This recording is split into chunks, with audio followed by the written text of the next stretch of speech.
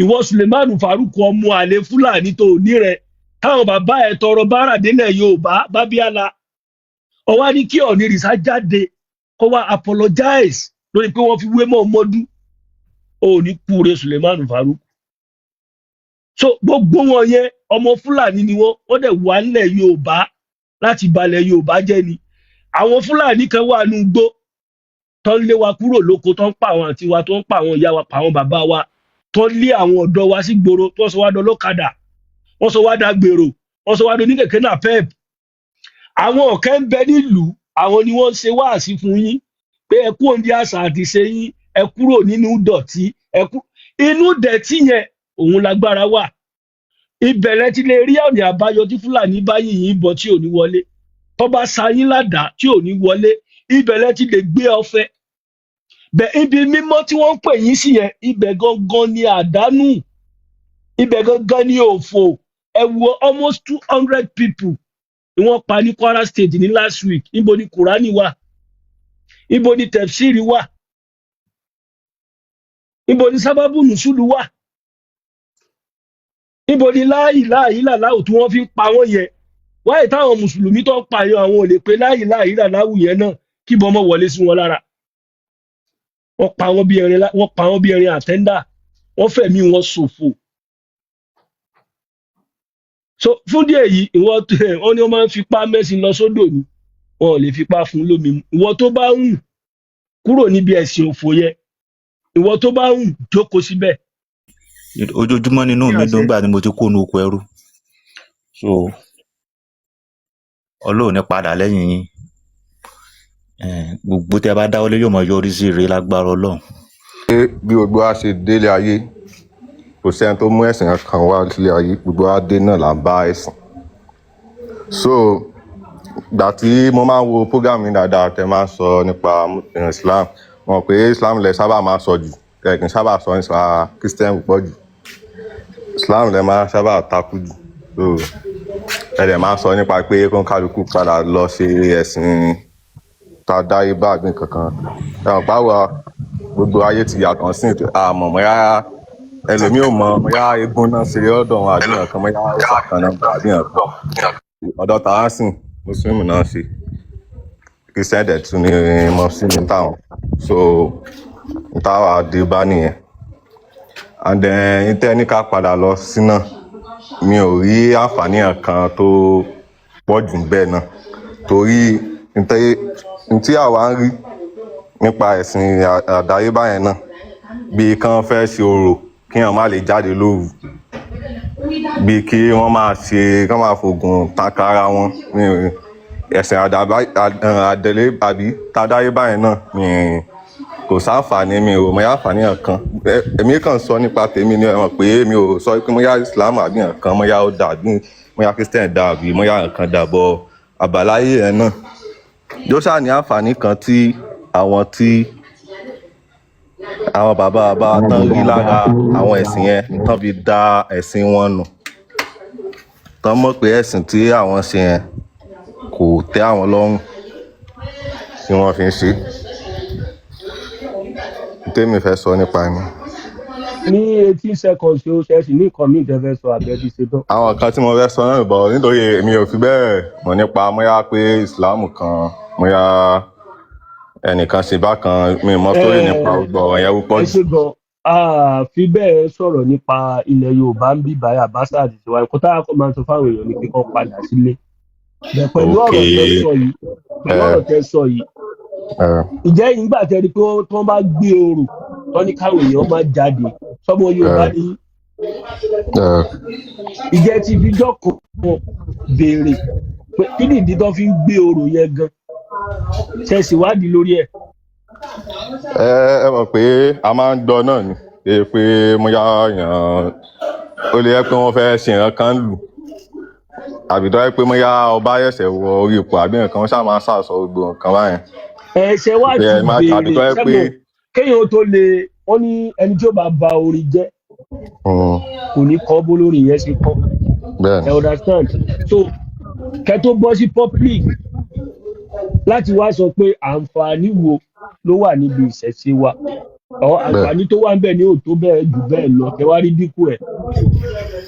bẹ́ẹ̀ Ṣé ẹ̀yin gẹ́gẹ́ bí ọmọ Yorùbá tẹ jẹ́ ìsìn ṣe ti bẹ́ẹ̀ ṣèwádìí nípa orò pé tó bá gbé orò nílùú òun sọ̀dà bẹ́ẹ̀ fún àlẹ́ ti lọ béèrè o ó ọ̀gbẹ́ni yé tó mi jẹ́ Yorùbá bí àgbàlagbà ó yé mi tó jẹ́ Yorùbá tó níjà àgbàlagbà tó dánú ẹ understand lè máa lọ béèrè ọ̀tẹ̀ bá ní oníṣẹ̀ṣe lẹ́gbẹ̀ẹ́ ẹ máa béèrè lọ́wọ́ wọn pé tó bá gbé orò nílùú kí ló túmọ̀ sí àní kí ni ààbò tá à ń jàǹfààní lára orò gbígbé so tẹ́ ẹ bá wá ṣèbéèrè yẹn tẹkẹ bọ́ sí public ẹ̀ ń sọ pé orò wa ní káwọn èèyàn má jáde tẹkàn fẹnu tẹ́ńbẹ́lú ẹ̀ ṣẹ́ni pé it makes èmi sense. kàn sọ wípé nípa ìṣẹ̀ṣe pé wọ́n ṣe máa ṣe àyẹ̀wò pé tí wọ́n bá gbégún nìsín bí kán gbégún kán máa na gbogbo àwọn èèyàn ní street kán máa ṣe gbogbo yẹn yes náà ṣé wàá rí èmi ò ṣẹ́rí fara egun tí mọ́ wọ́n gbogbo gbé yẹn yẹn pé ó ń jẹ́ kí ìlú develop. ẹni sùúrù ó yé mi egun tí wọ́n ń gbé yẹn tí wọ́n ń lura wọn lọ́rẹ̀ yẹn wọ́n ti lùyàn lọ́rẹ́jọ́ kan tẹ́nìyẹn kú ni àbí wọ́n ti lùyàn ní ọ̀rẹ́jọ́ kan tẹ́nìyàn ò jíjọ́ kejì. wọ́n ti lùyàn dáadáa táwọn èèyàn kú wọ́n ti lùyàn dáadáa. là ń bá sọ̀rọ̀ àmọ́ iye tó ti dájà sílẹ̀ tó ti dá wàhálà sílẹ̀ lórí eégún kan gbé yẹn gan. sẹ́ni tí wọ́n eégún bá lùyàn lọ́rẹ́ bóyá nọ́mà tí ẹ bá ń kírun wọn ẹ máa ń ṣe yíjú ọ̀tẹ̀ bá ń gbàwẹ̀ tẹ̀ ń kí ásámù ẹnì kan wá jẹlẹ́gún ládùúgbò yẹn kó wá lọ gbé eégún yẹn kó wá gbé wá báyìí nínú mọ́ṣáláṣí ẹ jọ ṣé eégún yẹn ló wájà ni àbẹ́yìn mùsùlùmí tẹ̀ ń kírun yín jẹ́jẹ́ tẹ̀ ń kásámù yín jẹ́jẹ́ ẹ sí máìkì yìí. ó yẹ mò ń gbọ́ yín. ṣé eléégún tó wá báyìí ibi tẹ́ ti ń kásámù yẹn tóun ló wájà ni àbí ẹ̀yin mùsùlùmí tẹ̀ ń kí ásámù yín jẹ́jẹ́. eléégún ló wájà. yes bó ṣe rí nìyẹn tí eléégún máa ń ṣe ọdún rẹ̀ tẹ́ bá rí tí wọ́n lura wọn lẹ́yìn eégún àwọn tó tẹ̀lé eégún jáde ni kò dẹ̀ sẹ́ni tó máa complain pé wọ́n ṣe lù ú ìwọ tó o bá tẹ̀lé eégún tó wá lórí ẹ̀wò tó máa ń sọ bí eégún yẹn ẹlòmíà gbé ọ̀kadà báyìí a máa gun ọ̀kadà yẹn wọ àárín èrò kéèyàn bóyá bíi 200 wà á fẹ́ gba àárín wọn kọjá is that make any sense ni mo fi ṣe example fún yín pé ẹ̀yin mùsùlùmí tó ń ṣe ẹ̀ kírun anybody máa bọ̀wọ̀ fún yín mi ò lè gbé ọ̀kadà sí kí wọ́n fẹ́ gùn kọjá àárín yín ẹ mọ̀ pé ìlú ẹnu ìní farare lọ ẹ understand ìgbà míì èyàn máa ń rí sí ọ̀rọ̀ kéèyàn tó wá sọ bí sọ pé gbogbo eléégún ló wà perfect torí mi náà máa ń rí àwọn eégún kan tó máa ń lo àwọn tó ń tajà ìyẹn ò make sense.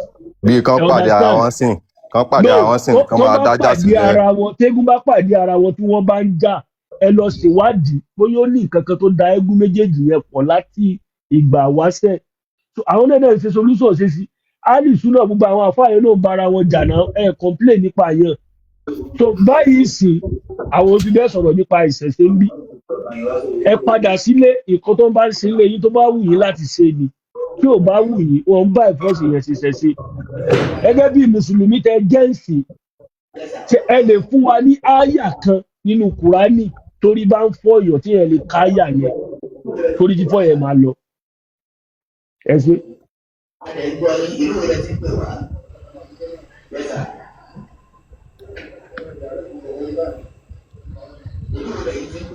bàbá iṣẹ́ wa ń bẹ ṣé ń gbọ́ wa.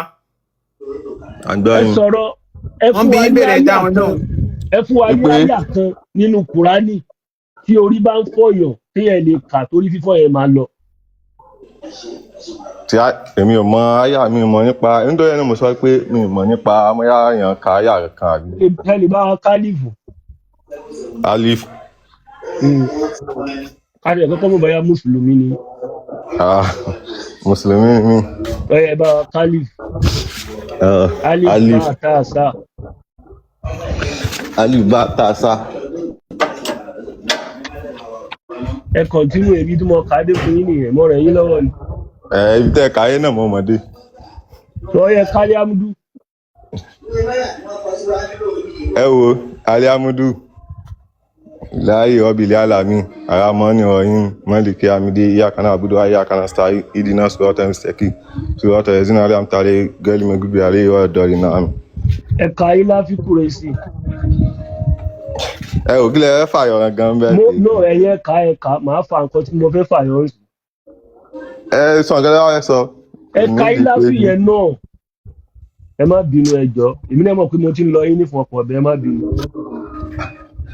mo sọ fún yín pé mi ò mọ kéwú pọ̀ jù. ẹ̀ka sí aliamudu nìkan lè máa fi kírun ní ẹ bá fẹ́ kírun ni. kéwùmí ò kìí ṣe dandan kéèyàn ka kíni èèyàn lè ka kéwùmí náà kìí ṣe dandan. kéwù mọ ilá fi báyìí ọmọ kẹ máa mọ kúlẹ̀ aláwọ̀ ní fi sọ pé kẹka o. òun náà là ń kà fún. so aliamudu tẹ ka ẹsẹ lè bá wa túmọ̀ rẹ̀ ní Yorùbá àbí English. mo ti mọ̀ pé mo ti mọ̀ pé ibi tẹ́ ń lọ náà nìyẹn. a máa débẹ̀ ẹ̀mọ̀ náà nígbà àdẹ̀sẹ̀ wọn gbọ́ wa. ń tó ṣẹlẹ̀ ni pé kìí ṣe gbogbo pé tá a bá ká kìí ṣe gbogbo yẹn ló ń ka ìtumọ̀ àbí tó ní nípa English tán ló fi English ka. Islam tẹ́yìn gan ṣe mọ̀ ń pa ẹ̀ kẹ́kọ̀ọ́ ń ṣe ni irú yìí làwọn àfáà fi ń mékè owó àfáà ní kò sépo nínú jẹnẹrétọ̀ bọ̀dá ẹ̀tẹ̀wó ẹ̀sẹ̀wó epo abẹ́kọ́ mọ́sálásí ẹ fún wa lówó sìmẹ́ǹtì ó tó yẹ kẹ́ lọ fi bọ́yàwó yín bọ́mọ ẹ kó fáwọn àfáà ibi tẹ́ bá ọjọ́ orí yín dé yìí. ó lẹ́sìn wọn ni kóun ṣe ẹ̀yin gan dá lóhùn ó yẹ kẹ́ dá lóhùn. ní sùúrù yọkọ ẹ òun kẹjú ọ̀rọ̀ yọkẹ wọn náà so ibi tẹ́ bọ́jú orí yín dé yìí ẹ mọ̀ kankan nínú ẹ̀sìn tẹ́ ń ṣe. A 32 years old man kò make sense èèyàn bọ́ lọ fọ́ lójú kéèyàn tó máa bá afọ́jú sọ̀rẹ́ ẹ̀yin méjì ẹjọ́ sọnù ni ẹ débi báyìí fi ẹ múra kókó ìṣẹ̀ṣe ìsìláàmù tó bí yín sí tó fi wò ní dàgbà gan ẹ lè kárí amúdú àwọn àfáàdé sọ fún mi pé tẹ́ bá kó àwọn màláìkà tó yọ sí wọn mọ béèrè pé ta lọ́lọ́run yín ta làlá rẹ ta lànọ́bì rẹ arábìkì lẹ́dẹ̀ sọ fún un ẹ̀yin tẹ́ lè kárí amúdù kẹtù lójú ayé ìbáwọn lẹ́ti fẹ́ bá àwọn màláìkà sáúdí sọ̀rọ̀ ẹnigbẹ́ni rúgbó yìí.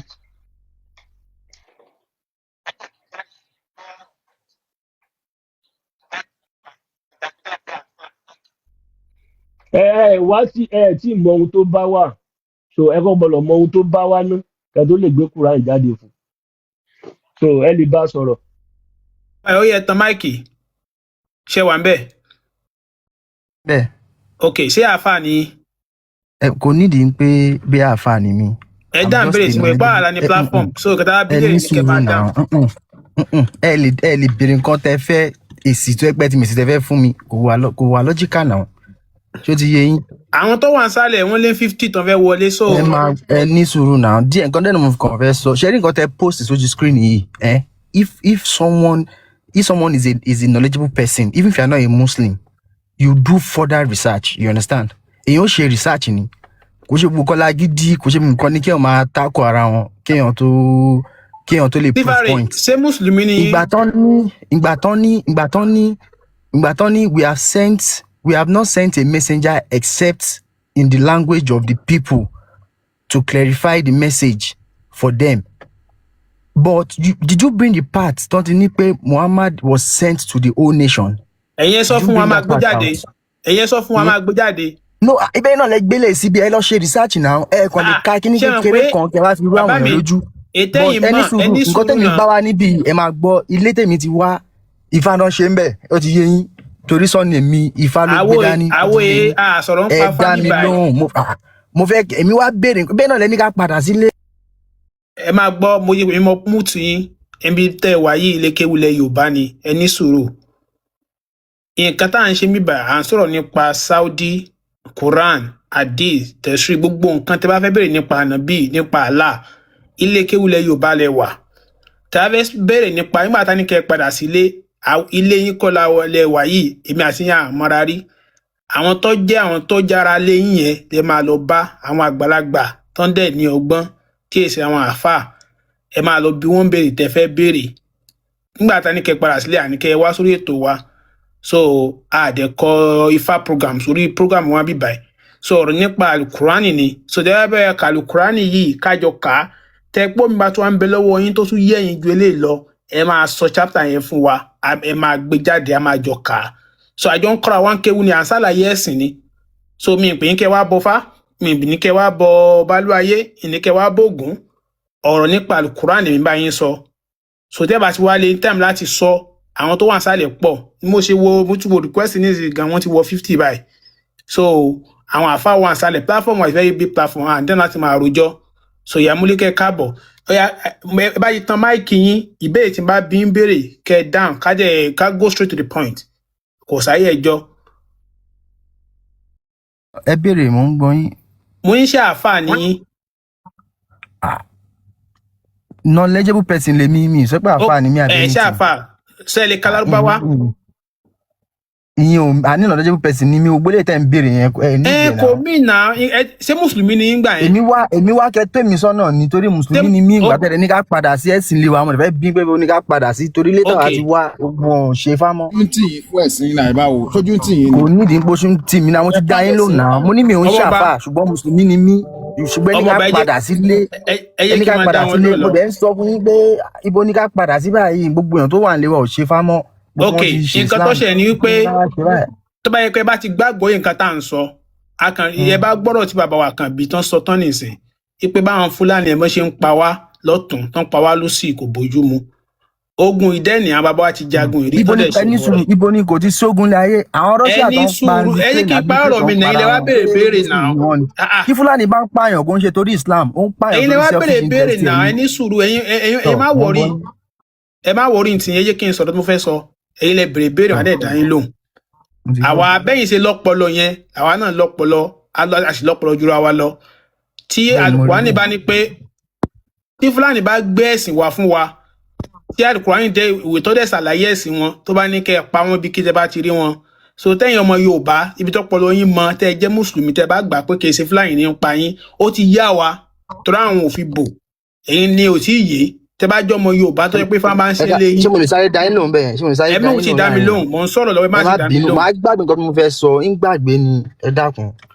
ibi tẹ́ ti ní pé wọ́n ní kó máa pa àwọn èèyàn ibi tẹ́ ti múnu Kùránì yẹn kí ló bí àyà yẹn kí ló bí kan tó sọ bẹ́ẹ̀ yẹn kalẹ̀ ṣé o pé Kùránì kan déédéé sọ Kùránì kalẹ̀ ó máa ní reason ó máa ní nǹkan tó ń go on ẹ̀yin lẹ mú jáde náà mo kàn bí ni kẹ́yìn náà ṣe research débẹ̀ ẹ̀yin lẹ bẹ̀rẹ̀ pé ká kún ilé kọ bẹ́ẹ̀ ṣe béèrè ó máa ní nǹkan tó ṣẹlẹ̀ ẹ lọ nǹkan mi fẹ́ kẹ́yìn sọ nǹkan tó ṣẹlẹ̀ tó fi dá àyà yẹn kalẹ̀ kémi tó dá yín lóhùn sísè pé ilẹ̀ mú àyà yẹn wá ẹ̀yin tẹ̀lé lọ mú àyà yẹn wá kẹ́ ti ṣe research débẹ̀ ẹ̀wọ̀n gbogbo àwọn irú lady tó ń sọ ẹgbẹ́ wọn sí òkú sí ẹni sùúrù nàjàre they don't even have knowledge of Islam they don't have anything ẹ kàn. ẹ má jẹ́ kí n máa mú tu yín ẹ kàn ń da jam talk ni ẹ ti sọ̀rọ̀ ní ìsìn ẹ yẹ kí n fún yín lésì kẹ́yìn wá mú wá kẹ́ wá mú àyà Kùránì tó sọ wípé láti òní ìlọ ogun ti tán lórílẹ̀ o ẹ gbọ́dọ̀ pa ẹ̀dá kankan mọ́ ẹ̀yin mùsùlùmí òdodo ẹ gbọ́dọ̀ pa àti kírísítẹ́nì o ṣẹ̀pọ̀ wà nù Kùránì kí wọ́n pa nàṣàrà ẹ̀yin Júù o ẹ̀yin mùsùlùmí ẹ gbọ́dọ̀ pa Júù o ẹ̀yin mùsùlùmí ẹ gbọ́dọ̀ pẹlẹ́bọ mọ́ o ó yẹ mú àyà Kùránì yẹn jáde kí n gbé yín bí screen. ẹni sùúrù àwọn ibi tẹ́yìn ń kà yìí. àyà Kùránì tó dìbọ́ǹkì gbogbo àyà Kùránì tó ní kó máa pààyàn ẹ̀yẹn mú jáde. ẹni sùúrù ibẹ̀ yìí lẹ́ ń sọ ẹ̀yin lẹ́kẹ́ mú jáde náà tẹ́ bá ti wá mú jáde nǹkan tó fi mú yín ṣe research tẹ́ fi débẹ̀ mo appreciate bọ̀dúlé tí mo fẹ́ kẹ́ tún sọ ní pé nǹkan tó. bàbá mi Àkànbí Ọlọ́ba ṣé ká bẹ́ẹ̀ lómi sọ̀rọ̀ bìkọ́ bẹ́lẹ̀ sí bí ṣe ń lọ wa nífun yìí kò ní ìtumọ̀ àwọn èèyàn thousands of people wà sálẹ̀.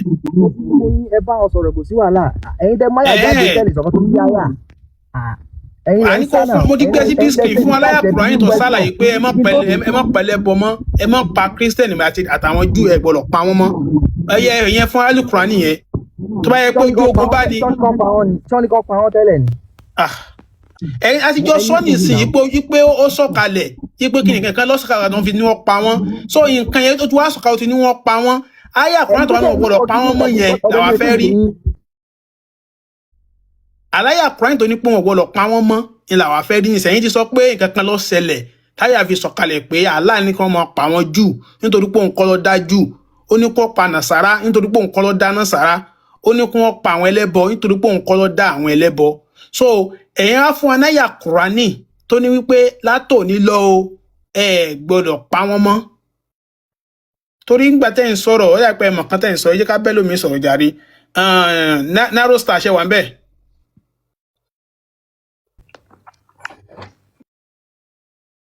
Narrow Star. Ambisa. Ṣé wà ń bẹ̀? Mo wà ń bẹ̀. Sá? Mo wà ń bẹ̀, mo wà ń bẹ̀. Ẹni sùúrù náà mi Narrow Star. Àbá kàbí kí lẹ sọ? Mo ní kí anybody gan fẹ́ ṣe wọlé. Mo ti kí yín, yóò gbọ́ atọ́ mo kí o gbólé o. Ẹ máa bẹ́tò lọ́mọ kan remember yín. Ẹ ṣé jàre. Mo rí pé àwọn èèyàn pọ̀ sáré ká tètè dá wọn lóhùn ká bọ́ sàgbà mi ètò ni. Narrow Star yẹ gbọ́n sí 22 minutes. Yes sir. Ẹ jọ̀ọ́ ṣé rí ẹnìkan ló introduce mi sínú MS Baba ń pé kí mi náà ló máa gbọ́ nǹkan tó ń lọ ń bẹ̀. Bọ̀ gbogbo nǹkan tèmi wá ń gbọ́ yìí ó ń jẹ́ kàyéfì fún mi. Mùsùlùmí ni mí o, bọ̀ mi ò kéwú mi ò aṣáàmọ̀ pé à ń sin Allah. Bọ̀ mo dẹ̀ wá ń gbọ́ sẹ́yìn sọ pé àṣegidi ní Allah tí à ń sìn yìí. Ó ti wá fọ́nì sí èmi pé irú nǹkan tèmi gbọ́ yìí o mi gbọ́ rí látijọ́ tí mo ti délé ayé. Mo wá ní ẹjọ́ tí èèyàn bá fẹ́ sin ṣé bá fẹ́ ṣe ẹ̀sìn mùsùlùmí mọ́ tí kò fẹ́ ṣe ẹ̀sìn kankan ṣé èèyàn kan lè máa yin Ọlọ́run ẹ̀ ń pé kó má yẹ pé bóyá ó ń sin ẹ̀sìn ẹnìkan pé àsìn ìbára sọ pé ẹ̀sìn eléyìí nísìnyí àwọn Fúlàní ni wọ́n gbé wá bí a sọ pé a mọ̀ pé ẹ̀sìn tiwa ńlẹ̀ yìí ìṣẹ̀ṣe ni tí àdẹ̀mọ̀ táwọn bàbá wa ń ṣe ta máa ń lọ sí oko ń gbà míì wọ́n máa ṣe orò ṣe gbà ṣe àwò à ń ṣe gbogbo yẹn náà kó tako ẹ̀sìn mùsùlùmí tá à ń ṣe tó ráwa kò ṣe pé a gba ẹ̀sìn mùsùlùmí yẹn náà gbọ́ débi pé ká má ṣe orò ìdílé wa. Mo á ní kí n béèrè nísìnyí pé tí ó bá fẹ́ ṣe ẹ̀sìn mùsùlùmí yẹn mọ́ tí kò dẹ̀ fẹ́ ṣe ẹ̀sìn àbáláyé báwo lèèyàn ṣe lè pe Ọlọ́run ọba ẹ̀ nǹkan tẹ́mi fẹ́ béèrè nìyẹn. So nǹkan tó ṣe ni wípé ẹ máa rí bẹ́ẹ̀ sọ̀rọ̀ yìí máa sáré dá yín lọ kíákíá. Kò sí nǹkan tó ń jẹ́ ẹ̀sìn nílẹ̀ Yorùbá àwò ní ẹ̀sìn a máa ń sin adìẹ àti máa ń sin ẹlẹ́dẹ̀ a máa ń sin ajá. So nǹkan tó máa gbé wá láti òkè òun wá tí ò ní ìtumọ̀ ní ẹlẹ́mọ̀ pẹ̀lẹ́ sìn àwò ní ẹ̀sìn àṣà àti ṣe làwa nílẹ̀ wa. So nílẹ̀ Yorùbá bẹ́ẹ̀ ni ó níbi tí bá a ṣe máa ṣe ìwúre àwọn bàbá wa wọ́n á ṣe ìwúre fọmọ ìwúre adẹ́gbà tọ́ọ̀mù yé yín. So ẹ̀yin láti ṣe nǹkan kan tó bá wù yín tó bá ń ṣe nǹkan lẹ́yìn tó bá ní tẹ̀lé láti bá wọn ṣe ẹ bá wọn ṣe. Ọlọ́run Olódùmarè kò ní ẹ̀sìn kò lè béèrè kankan lọ́wọ́ yín ju ọmọlúàbí lọ kẹ́ ẹ pa òfin ìlú yín mọ́ ẹ ti pòfin Ọlọ́run mọ́ nìyẹn. Ẹ̀yin náà ti mọ̀ pé kí ẹ bá yíyàn lé ìkànnà kò dáa ẹ mọ̀ kí tẹ bá fẹ́yàn látẹ́gùn ó dáa. So it's very simple as that. So ẹjọ́ ọmọlúàbí ẹ ní láti ṣe nǹkan kan ẹ má jẹ́ nìkan parọ́ fún yín pé ẹ máa wọná irọ́ ni wọ́n ń pa fún yín o. So wọ́n máa ń fi ẹ̀sìn wọ́n máa fi ń gbalẹ̀ ni. So ẹ bá wo ṣé ẹ lè ka èdè òyìnbó. Bẹ́ẹ̀ni. So ẹ yẹ ká sáré wọnú àyà Quran tó wà lójú screen yẹn Quran 14:4 tẹ́lẹ̀ bá wa ń kà ní èdè òyìnbó ká sáré jọ tú ká gbàgbọ́ ká jọ ṣàlàyé rẹ̀ fúnra wa. And we have not sent a message except in the language of his people to clarify the message for them. The Allah leave whoever he wills to stray and guides whoever he will, and he is the Almighty, all-wise. So ní èdè Yorùbá ṣé ó yé yín dáadáa bí kí n bá yín ṣàlàyé rẹ̀? Kò yé mi dáadáa o. So tẹ́ bá wáyà Kúránì yẹn ó ń sọ pé we have not sent a messenger except in the language of his people to clarify the message for them. Ó ní àwọn Allah o àwọn sì gidi Allah ó ní àwọn ònìyàn òjíṣẹ́ kankan àyàfi kó jẹ́ ìpín sọ èdè ahọ́n àwọn ènìyàn wọn kó lè bá àṣàlàyé ẹ̀sìn fún wọn. Sọ̀rọ̀ mi yé máa yẹn ẹ ti rí full stop ń bẹ̀ ọ̀rọ̀ yẹn dún bẹ̀. Ó tún wá tẹ̀síwájú wá ní then Allah leave whoever he wills to stray and guide whoever he will. So wá ní òun Allah o ẹni tó bá wò òun á ṣì lọ́nà. So ti yín báyẹn ẹni tó bá wò òun á ṣì lọ́nà ẹni tó bá dẹ̀ wò òun á fi mọ̀nà. Ipò òun ṣe kí ni òun ni òun gbọ́n jùlọ. So tẹ́ bá dẹ̀ wo ọ̀rọ̀ yẹn ẹni tó bá ní ọpọlọ tó jẹ àmàlà sí gbẹ̀gìrì a mọ̀ pé ọ̀rọ̀ yẹn tako làákàyè. Ọlọ́run Olódùmarè kì í ṣe àtìyín lọ́nà àfinimọ̀nà lọ́lọ́run. So ó dẹ̀ ti sọ nípa ọ̀rọ̀ yẹn wípé àwọn ò ní rójíṣẹ́ kankan àyàfi kó yé jẹ́ èyí tí ń ṣe kíni. So ìbéèrè tí màá bí léèrè pé nílẹ̀ Yorùbá tí ń sọ èdè Yorùbá ta ni òjíṣẹ́ tàwa?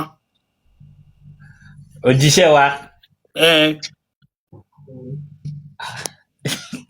mi ò mọ òjíṣẹ́ wa bọ̀ mo yá mọ̀ kí a máa ń ṣe ifá àbí nǹkan kan. ìbéèrè tí mo jẹ bá jọmọ Yorùbá nílẹ̀ Yorùbá Bẹ́ẹ̀. tá à ń sọ èdè Yorùbá ta ni òjíṣẹ́ ti tàwa nílẹ̀ Yorùbá? Ọ̀rúnmìlà. ló dáa fún yín. So nǹkan tẹ́ wá sọ ní ìsìn yẹn ẹni tó bá ń fi ọmọ tó bá jọmọ Yorùbá tí ń sọ èdè Yorùbá tí bá lọ ń ṣe ẹ̀sìn Lárúbáwá kí ló ṣe pẹ̀lú àyà Kùránì yìí? ẹ̀sìn ẹlẹ́sìn ló ń sìn kò ń ṣe ẹ̀sìn tiwa. ó ti ṣìnà nítorí pé Ó ti Allah ní ṣìnà. ẹni tó bá wò òun á sí lọ́nà ẹni tó bá dẹ̀ wò òun á fi mọ̀nà. So ẹni tí bá ti ń ṣe mùsùlùmí tó jẹ́ mùsùlùmí ó jẹ́ olùṣìnà nítorí pé ó ti ṣìnà ó ti takò àyà Kùránì yìí. So àwọn Fúlàní inú wọn kọ́ àwọn bàbá wa lógun oní wọn á fi ẹ̀sìn yìí láti jà wọ́n lógun nítorí pé tẹ́ bá ti ń ṣe ẹ̀sìn Fúlàní gbogbo nǹkan tẹ́lẹ̀ fi dáàbò bo ẹ̀mí ara yín àti ilẹ̀ yín ó máa ṣe kí ni ẹ̀sìn yẹn máa takò. So láwọn máa jẹ́ kí wọ́n rí yín mú ìlà fi ń ṣàlàyé fún yín pé kẹ́ ẹ padà sílé tẹ́ bá ti padà sílé tẹ́ ìṣe kan tán ṣe léyìn tẹ́ ẹ dira tí Fúlàní bá yìnbọn fún yín tí ọba ti wọlé ẹ gba ìbọn yẹn lọ́wọ́ rẹ̀ ẹ dojú kọ ìbọn yẹn sí. Ṣé mo parọ́ àbí? So kò sí rọ́ńbẹ̀. tẹ́ wá ní kẹ́ ẹ padà sílé nǹkan tá à ń ṣàlàyé fún yín nìyẹn sọ̀rọ̀ mi ti yé yín. So ẹni tó bá ti jẹ́ mùsùlùmí olùṣìnà ni nítorí pé Allah gẹ́gẹ́ ti sọ wípé òun ò ní rójíṣẹ́ kankan sẹ́nìkan sí ìlú kan àyàfi kó jẹ́ èyí tí ń sọ èdè ahọ́n àwọn ènìyàn wọn kó lè bá a ṣe kí ni kó lè ṣàlàyé ẹ̀sìn. ẹ wo adúrú wàhálà táwọn èèyàn ń jẹ wọn jẹ́ àjẹyà kó lè bá a gbọ́ ẹ wo ètò wá lókèlè kan yẹn tó wọ́n lòun jẹ́ mùsùlùmí kò ẹ̀sìn mùsùlùmí òye tílé bàbá rẹ̀ òye ó wá dàbí ejò tó kọjá lórí àpáta tí ò nípa tó bá tún bí máa tún bí wọn sínú ẹrú yẹn náà. So bí àrùn yẹn ṣe jẹ́ nìyẹn tàbá ti ẹ má wulẹ̀ mọ́ káfà kan parọ́ fún yín pé ẹ jóná irọ́ ni o Olódùmarè ò dá iná o. So Allah sì gidi ni. ẹjọ mo tún wá fẹ́ béèrè kankan sà. fẹ́ béèrè kankan bóyá Mo gbọ́ yín. èèyàn bímọ nísìnyí ẹ mọ̀ pé ká ní pé èèyàn bímọ nísìnyí Muslim ni mo pera mi nísìnyí ìyàwó rẹ̀ mọ ẹlẹ́sìn àbáláyé kan tó lè báyàn sọ orúkọ ọmọ àbí pé èèyàn fẹ́ ṣe ìgbéyàwó àbí nǹkan kan bẹ́ẹ̀ yẹn mo fẹ́ kẹ́ tún láàyè náà yìí wá. Bàbá mi nílẹ̀ Yorùbá a ti ní ìṣe àti àṣà wa sọ́ọ̀mì yé yín tẹ́ ẹ bá bímọ ẹ ní láti pe aláàfáà kankan tẹ́ bá ti mú iyọ̀ tẹ́ ẹ mú omi tẹ́ ẹ mú àdùn tẹ́ ẹ mú oyin tẹ́ ẹ mú gbogbo nǹkan tẹ́nu ń jẹ ẹ fi ṣàdúrà fọmọ yín sọ́ọ̀mì ti yé yín nǹkan táwọn bàbá wa máa ń sọ ìwúre ni wípé tómi bá balẹ̀ omi á nípa kọmọ yìí ò nípa eré ńlú ayé o oyin ní gbé kíni kọmọ yìí ò ládùn o iyọ̀ kídé ọbẹ̀ kọ́ bẹ́ẹ̀ ọ̀tẹ́ káyọ̀ ọmọ yìí ò mọ̀ tẹ́ o kẹ́ẹ̀rí ṣàdúrà kẹ́ẹ̀dì sọ lórúkọ láti àyìn àtìyàwó yín tẹ́ pé lóòbò lẹ bá bí sí kẹ́ tó bímọ lẹ́ẹ̀tì sọmọ yín ló kọ́ wọ́n jì fún ní kẹlẹ́bà àgbà birth certificate ìjọ tẹ́ bá bímọ torí jẹ́ bá fi lè mí birth certificate ẹ̀ẹ́dẹ̀ ṣe wàhálà tí kún ojú yín ó fẹ́ bó kẹ́ tó lè rí gbà.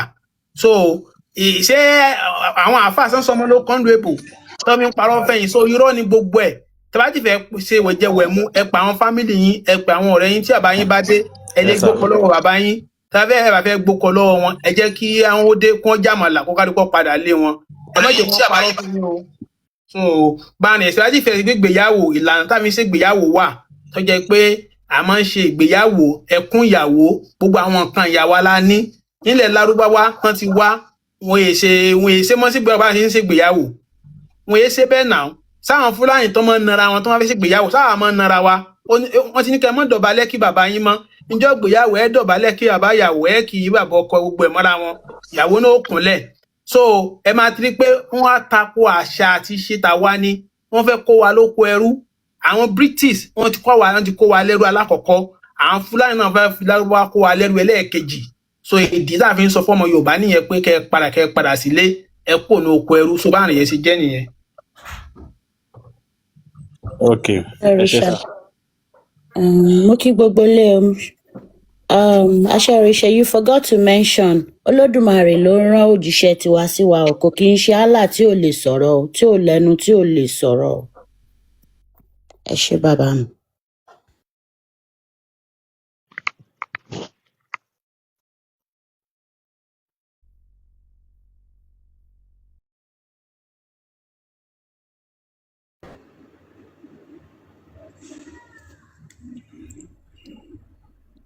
Ẹ̀pẹ̀ni tó kàn náà. Echo plug currency. Yeah, gbọ́n sókè echo plug. Ogbó atọ́ o.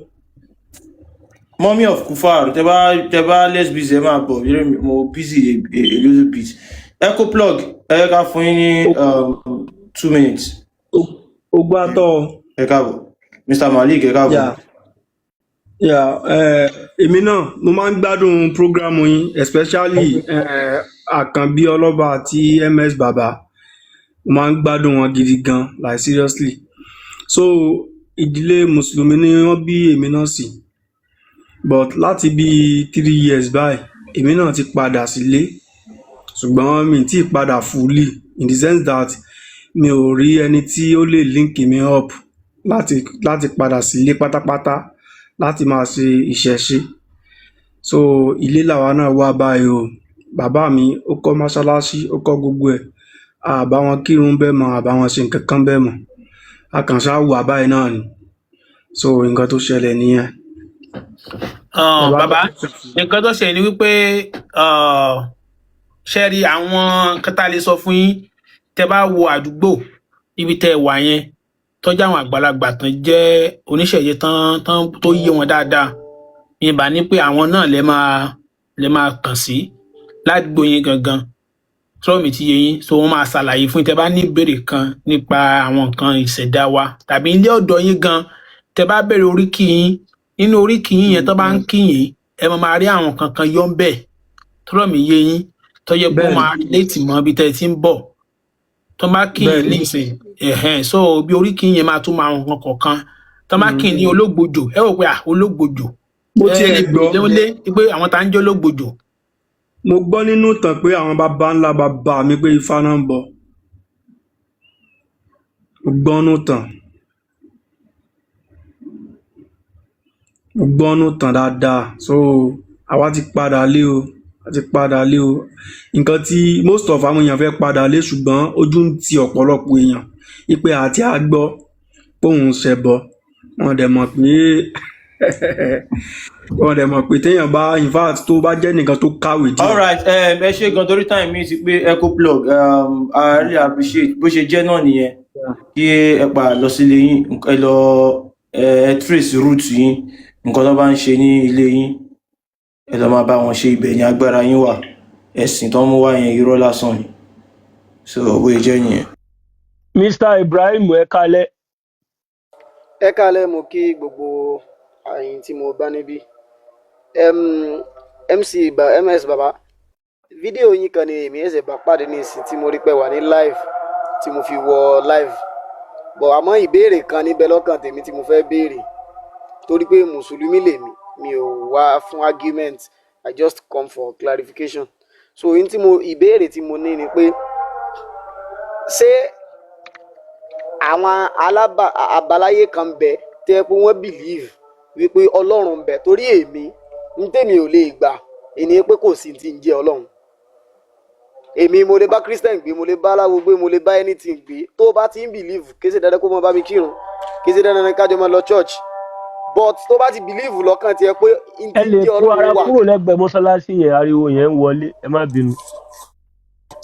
no mi ò sí mosque rárá mosque yẹn súnmọ́ ni but wọ́n ti fẹ́ pèrún tán so ẹ má bínú so n tí mo wá ń sọ̀rọ̀ ni pé èmi lè bá aláwo gbé mo lè bá pásítọ̀ gbé àmọ́ n tí tó bá ti ní lọ́kàn wípé ọlọ́run kan náà ló jọ dá wa ọlọ́run sì ń bẹ èmi ni I will have peace with you so n tó mi fẹ́ bẹ́ẹ̀ Muslim ni Mọ́mì Kufar welcome you are a Muslim right. yes. But if you are a Muslim, you no support do that because Quran is not allow you. Mr. Malik ẹ kálẹ́. Ṣé mo lè dá wọn lóhùn? Yeah, ẹ dá wọn lóhùn. Hello. So okay, brother Ibrahim. Yes. So mo like point ẹ make yìí pé nǹkan tẹ́ ń try láti sọ. Okay, má jẹ́ sọ pé mo like. Ìmá get yín nǹkan tẹ́ ń try láti sọ ni wípé ẹni tí ò bá gbà pé Ọlọ́run wà lẹ́ní issue pẹ̀lú àbí. Bẹ́ẹ̀ni. Àbí? Bẹ́ẹ̀ni. Ṣé bẹ́ẹ̀ ni? Bẹ́ẹ̀ni tí mo sọ náà ni. Brother Ibrahim. Bẹ́ẹ̀ náà ni mo gbọ́ yín. so nǹkan tẹ́ ń sọ ni pé ẹni tó bá gbà pé ọlọ́run wà hello ẹ ní issue pẹ̀lú ẹ̀ bó jẹ́ kristẹni ni bó jẹ́ oníṣẹ̀ṣe ni bó jẹ́ lẹ́bọ ni àbí nǹkan kan báyìí so ẹ ní issue pẹ̀lú ẹ̀ mo béèrè question yẹn ṣe lè dá mi náà àbí mi ní network mi ò da ó dà pé bí ọ̀rọ̀ mi ò jáde network mi ò wá òkè. à ń gbọ́ Mr. Malik ó dà ń pọ̀dọ̀ wọn ni. ṣé ń gbọ́ mi. àwa ń gbọ́ yín wẹ̀ ní Mr. Ibrahim ni. èmi ní network mi ò da.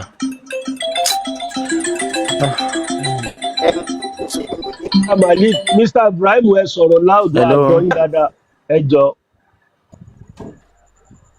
ok ẹ jọ ṣe ẹyin ṣe bóyá pé network tèmi wà òkè tí wọ́n ní ò da ok anyway ó dà pé nǹkan tí wọ́n ń sọ náà nìyẹn tó bá yẹ pé bá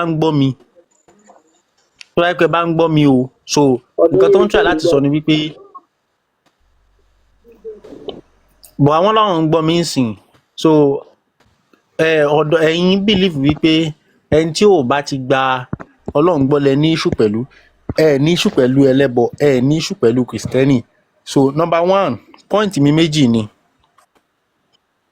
ok àwọn èèyàn sọ pé àwọn ń gbọ́ mi so point mi méjì ni àkọ́kọ́ ni wípé Islam ò fàyè gbà tẹ́ bá mọ Islam yín dáadáa o Islam yín kò fàyè gbà kẹ́ bẹ́lẹ́bọ ṣe tàbí kẹ́ bá ẹni tó jẹ́ kìrìsìtẹ́nì tàbí Jew kẹ́ bá ṣe so tí yín lẹ sọ yẹn tẹ́ bá fẹ́ ṣe Islam tẹ́ gbé lọ́wọ́ gangan nífì kan dá kan sí so torí ẹni tí ó gbàgbọ́ nínú nǹkan tí ó gbàgbọ́ nínú Ọlọ́run rárá pé Ọlọ́run ti ń bẹ àbí the creator nǹkan kan you understand so òun náà ọ̀tá Allah náà ni so ọ̀tá Allah ni ẹlẹ́bọ ọ̀tá Allah ni ẹni tó jẹ́ kìrìsìtẹ́nì so ìjà dẹ̀là láàánú kẹ́ ẹ dojú ẹ̀kọ́ àwọn ẹlẹ́bọ náà ní kẹ́ ẹ dojú ẹ̀kọ́ gbogbo ẹni tí so ó ṣe wá jẹ́ tẹ́ ẹ fẹ́ yọ ẹni tí ò gba tẹ́ fẹ́ yọ ẹlẹ́bọ àti kìrìsìtẹ́nì kí wọ́n bẹ áyà wo lẹ fẹ́ fi support ara yín because Islam táwa mọ̀ kò bá yín lọ lórí nǹkan tẹ́ sọ yẹn ẹlẹ́ẹ̀kejì tí mo wá fẹ́ sọ ń bẹ̀ ni wípé ẹni tí ò gba Ọlọ́run gbọ́ tẹ́ sọ yẹn ẹni tí ò gba Mr. Ibrahim ẹ lè mute náà kí n fi parí ọ̀rọ̀ mi bá ti submit ọ̀rọ̀ mi ẹ máa continue so ẹni tí ò gba Ọlọ́run gbọ́ wáyé tó yẹ sí pé ẹni tí ò gba Ọlọ́run gbọ́ lẹ ní issue pẹ̀lú tèmi dẹ̀ fẹ́ kó yé yín wípé even ẹni tí ò gba Ọlọ́run gbọ́ tí ò gbà pé Ọlọ́run wà rárá ó sì máa ń ṣe bá gbé gan ju any other person lọ àti mùsùlùmí àti everybody you understand so nítorí pé ẹni tí kò gbà pé Ọlọ́run wà wọ́n máa sọ̀rọ̀ yẹn wọ́n máa sọ pé ẹni tí ò gbà pé Ọlọ́run làákàyè ẹ̀ ní Ọlọ́run ẹ̀ you understand so làákàyè ẹni tó farabalẹ̀ tó yẹ pé humanity nature tó farabalẹ̀ study nature so tó mọ̀ pé nǹkan tóun bá ṣe òun ṣe jẹ́ newly ìgbà nǹkan yìí tó believe pé nǹkan tóun bá ṣe lòun máa gbà lọ́dọ̀ ọmọlàkejì kò sí àlìkìyámọ̀ kò sí ọ̀run kan tóun ti fẹ́ lọ gbẹ̀san tàbí nǹkan kò sí astagafuru láì tóun fẹ́ ṣe so tí wọ́n máa fi pa ẹ̀ṣẹ̀ ń rẹ́ ẹ lè fi wé irú ẹni bẹ́ẹ̀ ẹ lè fi wé ẹni tó gbà wípé tóun bá ti kírun lẹ́yìn ìgbà tóun bá géèyàn lọ́rùn tó ń sìn tóun bá lọ kírun Allah máa pa ẹ̀ṣẹ̀ ń rẹ́ ẹ lè fi wé ẹni bẹ́ẹ̀ nítorí pé irú ẹni bẹ́ẹ̀ máa live gẹ́gẹ́ bí nature ṣe prepare ẹni tí ò gbọ́ lọ́n gbọ́ so nature ó máa live nínú nature bí nature ṣe prepare so léyìí tó yẹ sí pé kò ní ṣàbòsí kò dẹ̀ ní ṣe so ó máa lọ bẹ́ẹ̀ léyìí tó dẹ̀ máa jẹ́ kí ayé rọrùn gan so examples pọ̀ láyé example pọ̀ ẹ kí n hàn yín atheist làwọn èèyàn tó jẹ́ sí wípé wọn kì í ní problem jù láyé pẹ̀lú ẹnì kankan atheist ni ò kí ń sábà ní problem pẹ̀lú ẹnì kankan jù ẹ lè gbọ́ tí onírú bá ń sọrú atheist làwọn tó ń gbọ́ lọ́n gbọ́ rárá tónírú bá ń sọrú tónírú ń sọrú wípé ìwé rẹ̀ ó ní kíní kan pààyàn náà kíní kan sọ pé ẹ lè rí ti atheist sọ atheist ò níwèé kankan tó pààyàn àkọọ́lẹ̀ pé atheist ti ta ìbọn mọ́ra ẹni tí ò gbọ́ lọ́n gbọ́ ó tàbọn mọ́ra ó wá lọ bọ́ǹbù ṣọ́ọ̀ṣì kan àbó lọ ju àdó olóró sí mọ́ṣáláṣí kan àbó lọ kò tí kò tẹ́ bá rí bóyá 1% ni kò wọ́pọ̀ léyìí tó jẹ́ sí pé ìgbésí ayé wa tá ń lò gan-an ó ń jẹ́ kó yé wa wípé àwọn tán gbọ́ lọ́n gbọ́ gan tán ti ẹ̀gbà kankan gbọ́ rárá so wọ́n wà peaceful gan ju ẹni ọ̀dà bẹ̀sẹ̀ lọ mo wá fẹ́ pín sí méjì àwọn tán gbọ́ lọ́hùn gbọ́ tán gbàgbọ́ lọ́hùn wà méjì náà pín sí. Àwọn kan wà tán believe nínú spirituality still tòun ti bí wọ́n ṣe gbà pé there is a particular divine tí ẹ sọ pé ó lójú ó ní mú ó ní gbogbo ẹ̀ ẹ understand. Àwọn kan gbà pé kò sí nǹkan tó ń jẹ́ bẹ́ẹ̀. Àwọn kan gbà wípé kò sí nǹkan tó ń jẹ́ pé ó lójú ó ní mú but spirituality wà tó jẹ́ sí pé you can put one or two things together kó dodidi like bóyá nínú ilẹ̀ Yorùbá a lè ṣògùn a lè mú ewé kan papọ̀ mọ́ ewé kan kó ṣiṣẹ́ like force energy kan wà behind the kìíní yẹn tó jẹ́ sí pé like life is energy ló ń darí ẹ̀ so energy yẹn you can tap from it from your knowledge from your observation o lè tap látara pé o mú ewé àjọbàlẹ̀ mọ́ ewé kìíní kan ewúro papọ̀ mọ́ ewé fínní ó fi ṣe nǹkan pàtó tó dẹ̀ máa work so àwọn èèyàn kan wà atheist làwọn náà wọn gbà pé Ọlọ́run kan wà pé ó lójú ó ní mú ní gbogbo ẹ̀ so ṣùgbọ́n wọ́n sì believe in spirituality irú ẹ̀ náà lèmi ká láfẹ́ sọ pé mi náà fọ́ọ̀lù sí so àwọn kan dẹ̀ wà tó yẹ sí pé wọn gba Ọlọ́run gbọ́ rárá wọn ti ẹ̀ gba spirituality gbọ́ so mo kàn fi yẹn ṣe àlékún lórí ọ̀rọ̀ mi ni so back to ọ̀rọ̀ tí mo sọ àfà why tẹ ṣe dá ẹni tí ò why tó jẹ́ sí pé ẹni tí kò gbọ́ Ọlọ́run gbọ́ lẹ fẹ́ máa dojú ìjà kọ kí ló dé so ṣé àyà Kùránì ń bẹ fún ni tẹ́tí yọ̀ yẹn lọ́tọ̀. ṣé ń gbọ́ mi báyìí ṣé ń gbọ́ mi so n tí mo kọ́kọ́ fẹ́ sọ sí ń dásọ lẹ́ẹ̀kan ni wípé ẹnìkan bí mi léèrè ó dàbí táwọn náà bí mi léèrè wípé wáyé tó fi jẹ́ wípé wọ́n ní pé ẹ̀sìn mi kò gbà mí láàyè láti máa wà peacefully pẹ̀lú àwọn tó yẹ pé wọn ò tẹ̀lé ẹ̀sìn mi tèmi sọ fún mi pé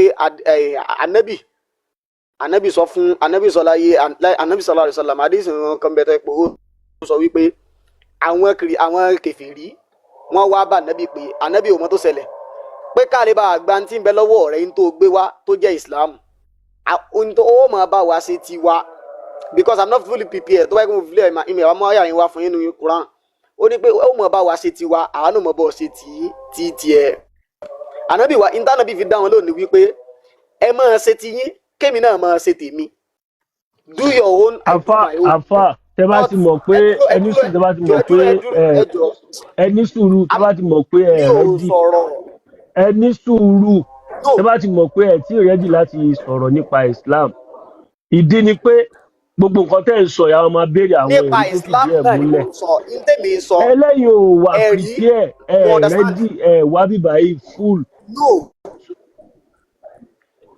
yín tí mo mí ni wípé mi ò lè máa mú àyà yẹn fún yín wá lọ́wọ́ báyìí bọ́ títí mo. àwa ò wá lè sọ̀rọ̀ lórí bíbá yìí láì béèrè àyà lè sọ̀rọ̀ fún wa lórí. wọ́n understand wípé bó ṣe wà yìí but ẹ dúró MC bàbá bó ṣe wà MC bàbá mo rí fídíò wọn yẹn fídíò wọn tí mo rí ó dá mi lójú pé wọ́n máa rí àwọn àyà tí mo ń sọ yìí tó yẹ pé tán bá wò ó so ní tí mo mọ̀ pé ẹnìkan mọ̀ pa tí mo sọ nípa mi sọ̀rọ̀ àfà Mr. Malik ti dá yín ló ìmí ìsàfà ẹni sùúrù brother Ibrahim lẹ́rìí ẹ̀dẹ̀ fẹ́ sọ̀rọ̀ ṣé báwo lẹni fẹ́ bá wa sọ̀rọ̀ láì lẹ́rìí ẹ fẹ́ dà wá lórí irú nìyẹn náà ẹ wá sọ pé yòó kì í ṣàfà Alhaji Wasiu ẹ kálẹ́. ẹ jọ èèyàn kan wà ń sàlẹ̀ AZ1234 tẹ́ni ẹ bá ti comment AZ1234 ẹ comment ẹ bá mi pick ẹni yẹn sókè ẹ. mo send the request now. ẹbí abẹ ni ẹ ò mọ TikTok ló ṣẹ̀ṣì TikTok lẹ́yìn ni so ẹ̀yin ẹ̀ dẹ̀ ń kọ́ nọ́mbà tí a fi síta yẹn so mi ò mọ̀ bóyá àfà ni bóyá ó ní nǹkan tó fẹ́ sọ so AZ1234 tẹ́ bá wà ń bẹ̀ drop comment wọ́n á pick yín up Alhaji Wasiu.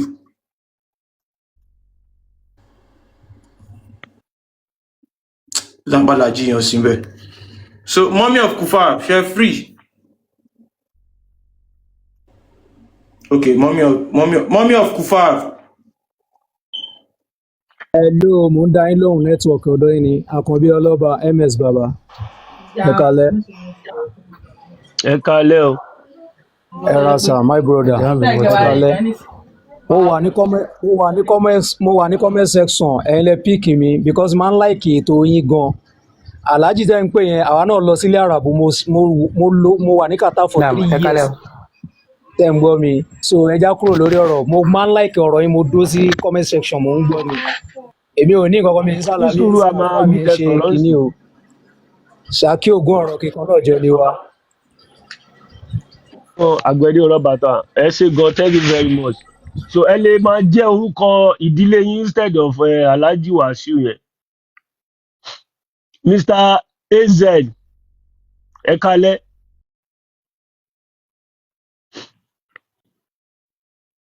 Ẹni tí wọ́n ní ó ṣẹ̀ sí TikTok tẹ́ tún mú tu ẹ̀ kò yẹ ká ṣe báyẹn. AZ ó yẹ accept kí ni mic yẹn a máa kọ náà ni. AZ ẹ touch kí ni mic yẹn ẹ dẹ̀ mú open àyíbára yìí Ẹni máa yìí ṣe dẹ̀ ti wọlé lẹ́ẹ̀kan o, èmi mo drop ẹ o. Gbàgbé tí ò ní follow àkọ́kọ́. Ó ti ṣe. Ẹ kalẹ́. Ẹ kalẹ́. Yes sir. Ṣé Muslim ni? Báwo ni ẹ fẹ́ gbọ́ kíní rẹ̀? A ti ń gbọ́ yín, à ń gbọ́ yín. Ẹ nídìí láti yọ ọ̀kankan mọ́, a ti ń gbọ́ yín báyìí. Hello, ẹ kalẹ́.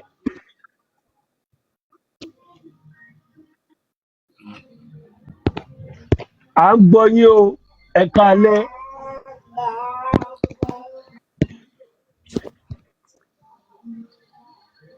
Àwa ń gbọ́ yín o, tẹ́ bá ń gbọ́ wa. MS customer dáadáa ni. Mr. AZ à ń gbọ́ yín ẹ máa sọ̀rọ̀ náà. AZ àbíyá network ẹ̀ ò dá. Mommy of Kufar. I'm active o, mo ń dúró dáwọn customer mi ní Aborúbọyè o. Ẹ kalẹ́ gbogbo ilé. Ẹ kalẹ́ comment section, good evening. It's your one and only mommy of all kefere, Allah's wife, Allah's side chick, alias this, alias that, alias that.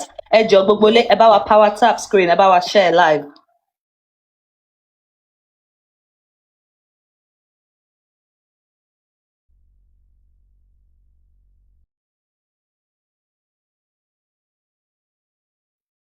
Ẹ sọ̀rọ̀. Voice yín jáde, à ń gbọ́ náà.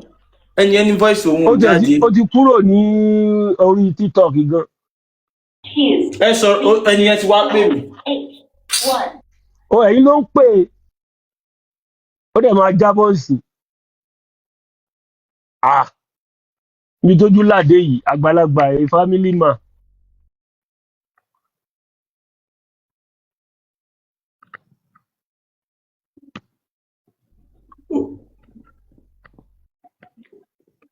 Mr. AZ ẹ sọ̀rọ̀, à ń gbọ́. Ẹ píìkì kọ̀rọ̀ MS kẹsàn fún pa à ń gbọ́ kó sọ̀rọ̀. Mo pick network wọn tún ṣe tuntun bó ṣe máa ń ṣe yẹn. Ẹ wò ẹ má jẹ́ ó dílé wa já ẹjọ́ mo bá ẹ lè darí ẹ̀mọ́ káà bá yàrá tó bá ti wà òkè kó wá sókè. Ẹ lè kọ́ọ̀tì ẹ kọ́ọ̀tì kọ́ rẹ̀ lọ́dọ̀ yín. Mo ti kọ́ọ̀tì call already. Mo ti kọ́ọ̀tì call so. Wọ́n ti drop ẹ̀. Ó ti drop rẹ̀. Báyìí ni mo fẹ́ gbowó fún wa. Òun ló drop rẹ̀ so ẹ ká continue. Mommy of Kufar ẹ gbé àwọn customer yín wọlé. Àwọn customer Mommy of Kufar ni mo ń wá kiri. Welcome, Alawai. Ẹjọ́ Akanbi, good evening my darling. Ẹjọ́ àwọn sheikhs, àwọn imam wa, ẹjọ́ ẹ máa rise up. Ẹnìkan kọ sínú comment, I want to face Allah's wife. I'm ready for your challenge. So ẹ request ẹ wá sókè.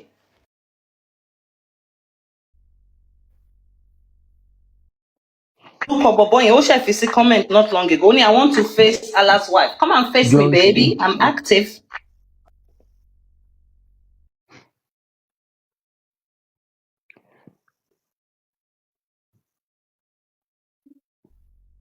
Àwọn tó wà nínú request ká gbé okay wọ́n ti wà lókè. Boss baby.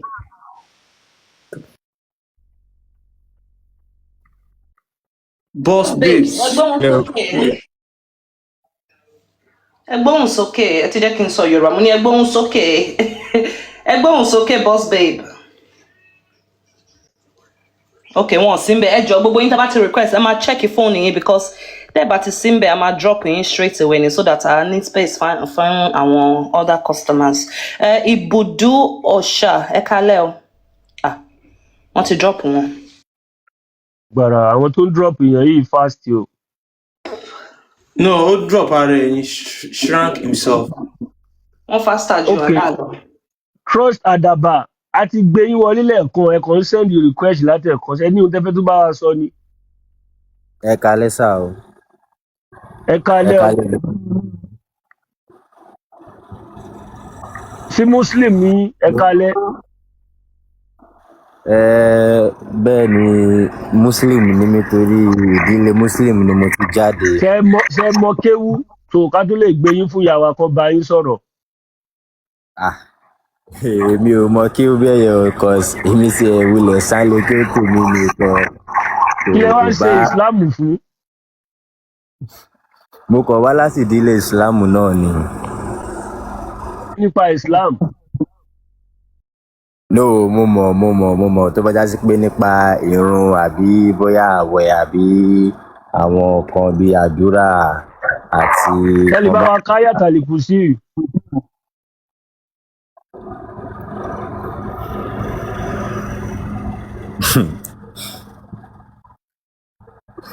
Ṣé mọ omi ìmọ̀ o simple as that. Mi ò mọ̀ o látọ̀jú báwo ni wọ́n ṣe ń kírun. Iná àtẹná àti kúrò àwùjọ náà la fi ń. Neskula oṣù Bùrẹ́mì Valaki. Bẹ́ẹ̀ni. Ẹ̀dẹ̀ mọ̀ túmọ̀ rẹ̀. Ìtumọ̀. Mo mọ̀ túmọ̀ rẹ̀ wọ́n ní kí ó nì. Ẹ má bá wọn dáwọ́ sí méjì tó fẹ́ fi kọ́ mọ́tálásí àná. Ìyẹn tó bá jẹ́ ti bóyá bí fisabilillah àbí fisabilillah náà ni mo kàn máa ń ṣe lẹ́kọ̀ọ̀kan náà. Ọmọ mọ́tálásí ẹ̀ẹ́dẹ̀ dáwọ́ sí méjì rí. Ara mo ṣe mi tí mo fi taratara kí òun bẹ́ẹ̀ yẹn gan láti ilẹ̀ pé a ti rí i pé ọ̀pọ̀lọpọ̀ tẹ́yìn tẹ́ ẹ̀ mọ̀ kankan nípa Islam tẹ́ ń ṣe Islam àwọn àfáà yẹn kan ń tọ̀ yín sí nítorí kọ́ lè gbowó lọ́wọ́ yín ni. So ẹ̀yin náà gẹ́gẹ́ bí ọmọ ọkùnrin tẹ́ jẹ́ ẹni tó júbọ ẹ̀ ń sọ ọmọdé. So àwọn àfáà dẹ̀ máa ń sọ fún yín pé tẹ́ bá kú Arabic lẹ́ sọ ẹ̀yin tó yẹ pé ẹ̀ mọ̀ nǹkan kan nípa Islam sí tẹ́ bá gùn lẹ́mìí tẹ́ gbó tẹ́ tọ́ tẹ́ fi rìbí jóbi tẹ́ rí bí àgbárí báwo lẹ ti fẹ́ bá àwọn màláìkà tí ó yọ sí inú sàárè sọ̀rọ̀. Ó ya èmi náà lẹ́nu pé ṣé èmi tí mi ò gbọ́ lárúbáwá tí mi ò gbọ́ kankan máa sọ lárúbáwá nígbà tí èèyàn bá kú tán kò possible. máa supply Google Translator lè máa fi translate. Kò possible èdè tí mi ò gbọ́. So lẹ́yìn náà ti rí i pé afọ́jú sọ̀rí afọ́jú àwọn méjèèjì wọn ọjọ́ ọmọ náà ni. So ẹ kọ lọ sùn èmi ò ní mọ̀ọ́tì láti bá yín sọ kẹ́ ẹ ronú yín òkú ìgbàdẹ́pọ̀ mọ Yorùbá ní àbí. Ọdún náà inú mi máa ń dùn tí bá ń wo péjì náà cause mo ti gbọ́ lọ́dọ̀ ẹni. Sọmọ Yorùbá ní. Bẹ́ẹ̀ ni ọmọ Yorùbá ni mí. Ẹ dẹ̀ gbọ́ èdè Yorùbá. Bẹ́ẹ̀ni.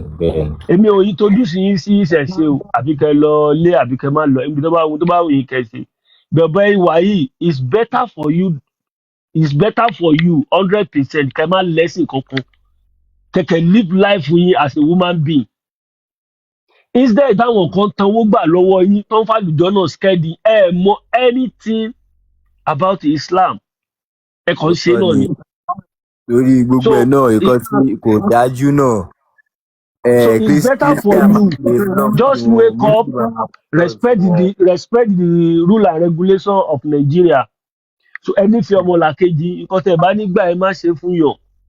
So live life with as a normal woman being.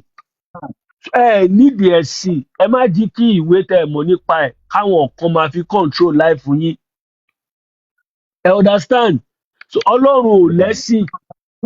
Ọlọ́run ò ṣe kí ni kò lẹ́sìn. Ọlọ́run ò lẹ́sìn. Gbogbo àwọn èyí tó gbé wá yẹn wọ́n wá fi gba agbára lọ́wọ́ wa ni. Ẹ understand? Àwọn àfáà sọ pé àwọn onídẹ̀tí àwọn ọmọ Yorùbá náà ń pè lónídẹ̀tí o. Tá à ń ṣe ṣẹ̀ṣe tá à ń bọ̀ gún bọ ọwọ́ yabọ gbogbo ẹ̀ wá lóní. Inú dẹ̀tí yẹn ibẹ̀ lágbára wà. Ṣé rí nínú Ìsìláàmù yẹn kò sí agbára àkọ́kọ́ ń bẹ̀ o. Ọmọ young youth ní Ọlọ́run má jí kára burú kò sí àyà tẹ́lẹ̀ kà nínú Quran. Bóyá ń travel àbáwọn ẹ̀sìn wá pàdé yín Ọlọ́run má jàre òmò fi ṣàkàwé ni o. Ẹ lè ka kúlẹ̀ aláwù kí mo má wọlé sí yín lára o. Ẹ lè ka yà á sí kádà má wọlé sí yín lára. inú ìdẹ̀tí wa nílẹ̀ Yorùbá yẹn ibẹ̀ lẹ ti lè rí ìṣọ́ àti ààbò tó péye táwọn Boko Haram lè yìnbọn lù yín tí ò ní wọlé tó lè sa yín ládàá tí ò ní wọlé bẹ́ẹ̀ tó bá kẹ́yìn yín sí àfikẹ́ sí by force ẹ̀yin ni kẹ̀kẹ́ ló gbé sí ayé nídìí ẹ̀sìn kò sí ohun tẹ́fẹ́ fẹ́ sì ṣe ẹ̀sìn tó bí yín sílẹ̀ dẹ̀dẹ̀gbà sínú ẹ̀sìn mọ anything nípa ẹ̀. bọ̀ mo fẹ́ béèrè náà ẹ ní sùúrù náà o báwo ni yẹn ṣe máa mọ̀ yàtọ̀ nínú Allah àti Ọlọ́run torí ẹ mọ̀ bọ́ ti dàpọ̀ fún wa gan-an lọ́nà tó pọ̀. ẹni sáré da yín ló ṣẹ́rí àkọ́kọ́ ẹ̀yin náà mọ kéwú mọ anything nípa Islam tí wọ́n bá ń gbé àyà Quran wá fún yín pé Allah sọ báyìí Allah ṣe báyìí ó máa yà yín lẹ́nu náà ni so ọ̀dẹ̀ sí àáfàá tó bá lọ bá ó máa convince ó máa fẹ́ máa tán ó gbà lọ́wọ́ yín náà ni mo fi sọ fún yín pé it's better for you ẹ má ṣe ẹ̀sìn kankan ẹ understand Allah kò kì í ṣe Ọlọ́run Elédùmarè táwọn bàbá wa sọ fún wa ẹ understand Allah sì gidi ni tó ní mo lè bá yín gbé picture Allah jáde kádẹ̀ fún yín ní àwọn verses Quran hadith tẹ́yìn náà máa lọ kà bálà ti ṣàpèjúwe ara ẹ understand Allah lójú Allah lọ́wọ́ ọ̀tún méjì kí bá yín gbé fọ́tò yẹn jáde àbí. ẹ jọ sà bẹ́ẹ̀ ni sà. ok ẹ jí bá mọ́mí Kufaru he can take over so. ẹ kálẹ́ sà o. ẹ ra máa o mọ́mí Kufaru Allah's wife. ẹ ti dá mi mọ̀. ẹ wo mo dá yín mọ̀ pa mo mọ̀ pé wà ní láìpù gan. èmi kàn ń relax ní background ni so ṣé mo lè bí yín ṣé kí ló ń pè ní Allah gangan who is Allah to you according to nǹkan tẹ́yin understand. tẹ bá ní according to me understand according to bí wọ́n ṣe gbé kalẹ̀ náà ni understanding mi ṣe get ṣe mọ̀ pé nǹkan tí yàn bá dàgbà ló máa jẹ́ understanding èèyàn nǹkan tí wọ́n bá ti fi mọ̀yàn láti ilẹ̀. mo understanding so ṣe rí statue aláìtẹ̀ ń wò ṣe rí lórí screen. bẹ́ẹ̀ni mà mórí mà bẹ́ẹ̀ni. now ṣe rí pé ọwọ́ ọ̀tún méjì tó wà níbẹ̀ yẹn ọwọ́ Allah ni a dẹ̀ máa fi hadith tó describe because Allah ó ní description yẹn wà all over the Quran ó dẹ̀ wà all over the hadith as well so ìta máa kọ́kọ́ gbé síta ms baba or Akanbi kí ni hadith number yẹn náà kí n sáré gbé síta. Sunan Nisai 5379. Sunan Nisai. ìjọba ti nídìí Allah máa tan kámẹ́rà nítorí àwọn TikTok wọ́n ètì Allah gan.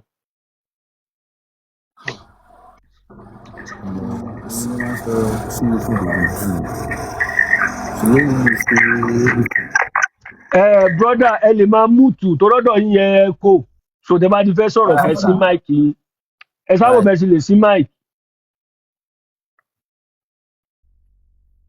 So Allah wife please let this our brother know Islam is ẹgbẹ́ òkùnkùn kẹ lọ sí ayé àbí kẹ lọ sí ẹyẹ gan is better than Islam. Nǹkan tó máa ń dùn mí fáwọn ìjọba wa nìyẹn ọ̀rọ̀ àwọn Boko Haram àwọn esme wọn ò rí wọn cancel látijọ́ yìí bẹ̀tọ́ máa láwọn ẹyẹ ayé ń já wọ́n sì kó bọ́ débẹ̀ ẹ ṣáàjábọ̀ ohun tá à ń ṣe. Àwọn ọ̀dọ́ tó yẹ kẹ́ ẹ̀ encourage ẹ má para yín mọ́ ẹ má ṣe kinní kan mọ́ ẹ̀yin náà tún mọ fìbọn lé wọn kiri. okay hadith yẹn ní lórí screen. Sunan an-Nasai number 5379.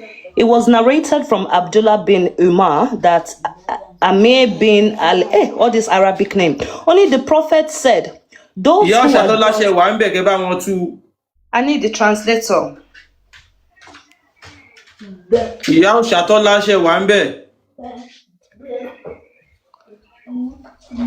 Okay. Those who are just and fair will be with Allah. The Most High on thrones of light. At the right hand of the Most Merciful. And those who are just in their rulings and their dealings with their families. Àwọn tó ṣe dáadáa níbi ká dájọ́ àti kan ṣe dáadáa níbi àwọn mọ̀lẹ́bí wọn. And those of whom they are in charge. Àti àwọn tó wà pẹ̀lú wọn. Muhammad, one of the narrators, said in this hadith, ṣàlàyé nínú hadith ẹ̀ pé both of his hands are right hands. Ọwọ́ Allah méjèèjì apá ọ̀tún ló wà. Ti rí ohun tí a mú wá fún wa lénìí, ẹ bá wa like, ẹ bá wa share, ẹ bá wa subscribe sí Orí Òjíṣẹ́ TV, ẹ bá wa tẹ notification bell so that a bá tún mú àwọn àkọ̀tun wá fún wa, ẹ̀yin lẹ́ ò kọ́kọ́ máa rí títí di ìgbà tá ò tún máa pàdé lórí Òjíṣẹ́ TV. Ó dàbọ̀.